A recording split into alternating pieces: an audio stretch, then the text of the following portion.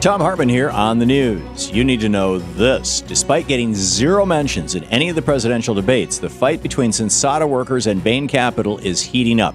Bain Capital is shutting down the Sensada factory in Freeport, Illinois on November 5th, just before the election, and sending 170 American jobs off to China. But the workers who will lose their jobs are not going down without a fight. Workers have been holding rallies outside the factory for weeks, prompting Bain Capital on Tuesday to issue a threat that if protests continue, then Bain would immediately shut down the plant. In response, on Wednesday, workers filed unfair labor practice charges against Sensada and then attempted a march to the facility to demand a meeting with the plant manager. The Reverend Jesse Jackson joined with the workers in the march, but he and 13 others were arrested outside the plant. Workers have been pleading with Mitt Romney to use his influence to prevent the closing of the factory.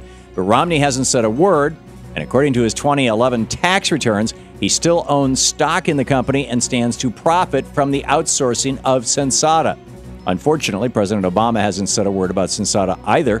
That's because both parties, by and large, have bought into these neoliberal free trade policies that are decimating American manufacturing. I've said it before, I'll say it again. The first political party to stand up and defend American workers and America's manufacturing base by cracking down on so-called free trade and these crazy outsourcing policies is going to start winning big at the polls. In screwed news, the technocrats are turning Greece into a feudal state, and people are dying. As reported in today's New York Times, under austerity, unemployed Greeks are losing their access to health care.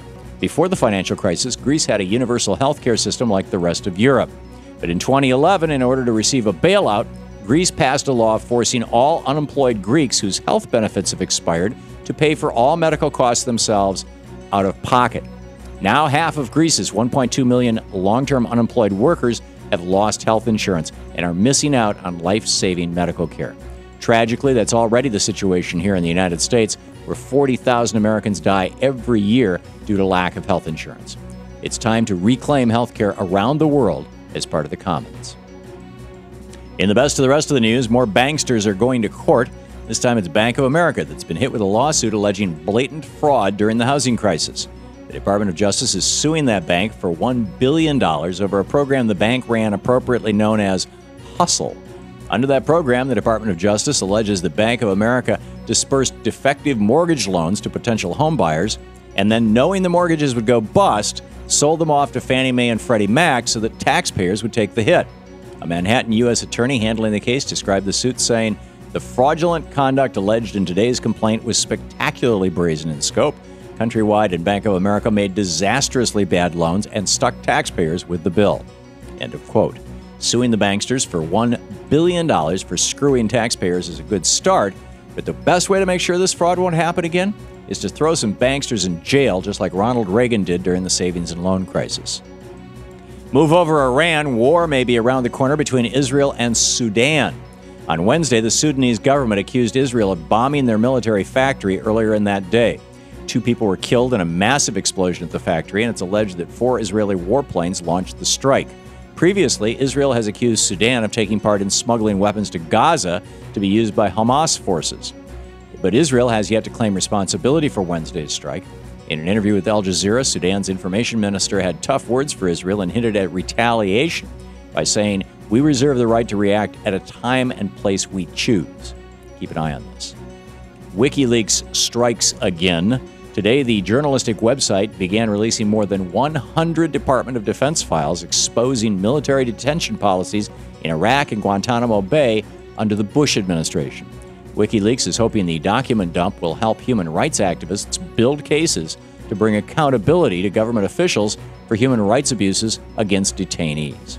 In a statement, WikiLeaks founder Julian Assange described the documents, saying, "The detainee policies showed the anatomy of the beast that is post-9/11 detention, the carving out of a dark space where law and rights do not apply, where persons can be detained without a trace at the convenience of the U.S. Department of Defense." End quote.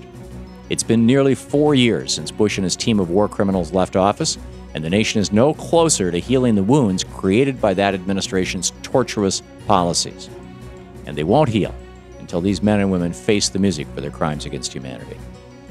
And finally, at the behest of civil rights groups that are worried about voter suppression efforts against minorities, the UN-affiliated Organization for Security and Cooperation in Europe is dispatching a team of election observers to polling stations across the United States. And now the Texas Attorney General, Greg Abbott, is threatening an international incident by saying he will arrest any election monitors who are within 100 feet of polling places. As Abbott said, the OSCE's representatives are not authorized by Texas law to enter a polling place. Failure to comply with these requirements could subject the OSCE's representatives to criminal prosecution for violating state law, end quote. The OSCE responded with a letter to Secretary of State Hillary Clinton calling Abbott's threat unacceptable and said that the OSCE has a long-standing agreement with the U.S. to permit election monitoring. Once again, Republicans will stop at nothing to make sure their vote-rigging efforts are not stopped on Election Day. And that's the way it is today, Thursday, October 25th, 2012. I'm Thom Hartmann on the news.